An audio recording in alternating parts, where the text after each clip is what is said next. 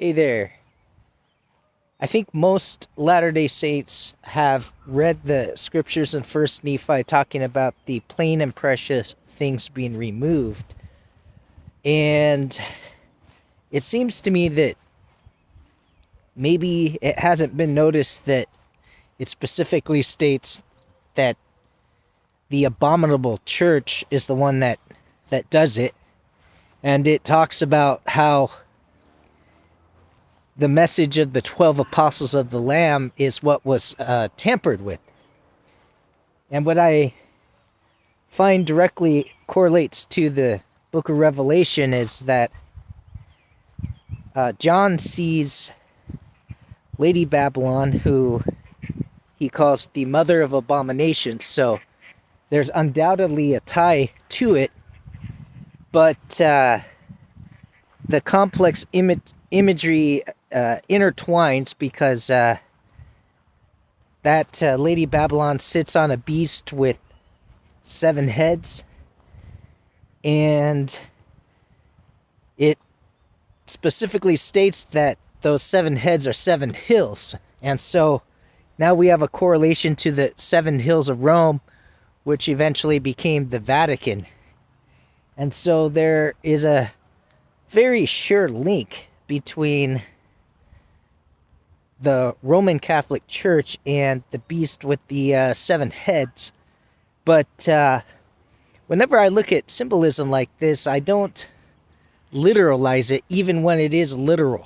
So, yes, there's a correlation to Roman Catholicism's Vatican, but the Mother of Abominations, she sits on the 7 heads, which means that the Abominable Church is much more expansive than what Roman Catholicism represents. So she gets her power from that religious governmental authority, but Babylon herself is not necessarily the Catholic Church. And that subtle difference is crucial to acknowledge because they're very related.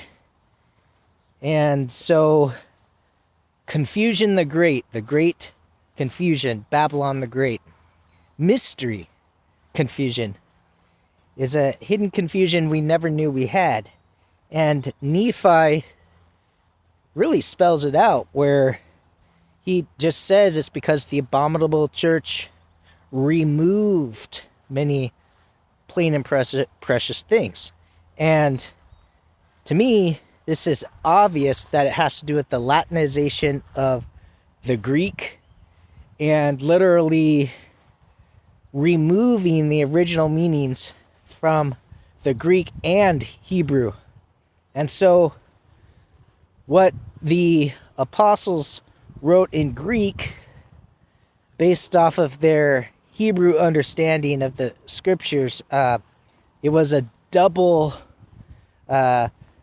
abomination, because they not only helped to keep hidden what the Pharisees kept hidden when they refused to translate the Hebrew into their doctrinal teachings.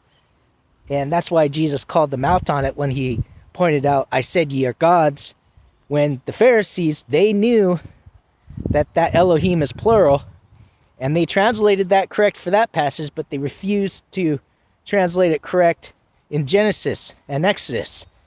And so most of the time we come across the phrase Lord God, it's Yahweh Elohim, which from my studies appears to translate as a Yahweh and Elohim, or you could say a Yahweh, one of the gods. And so I have many reasons for that conclusion.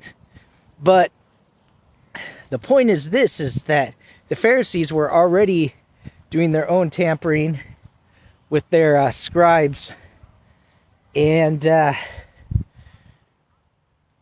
Roman Catholic Church, the Vatican, they helped cement those deceptions that were already put into cement, so to speak. And then they took it a step further by taking the writings of the apostles and Apostle Paul as well, who is one of the apostles of the Lamb. And so it's interesting how when I read the apostles of the Lamb, I think of only the 12 apostles, but really, the apostles of the Lamb are any legit apostles. And so they removed the plain and precious things out of Paul's writings. So the reason why there's such confusion over the book of Revelation is because the very first verses in there are mistranslated. And when you combine that with the overall mistranslation of the whole book, you just get a cluster bomb of a lot of insidious ideas that arise that cause people to have completely misaligned perceptions about what the heck John was talking about. And so what I want to encourage you to do is go learn some Greek. Find out grammatical tenses. Find out what the difference between the present tense is, the future tense, the original aorist tense, the past tense, and figure out what the original grammar was like in the days of the apostles, not the Latinized grammar that changed and morphed into modern Greek, which is the perception filter a lot of scholars try to teach through.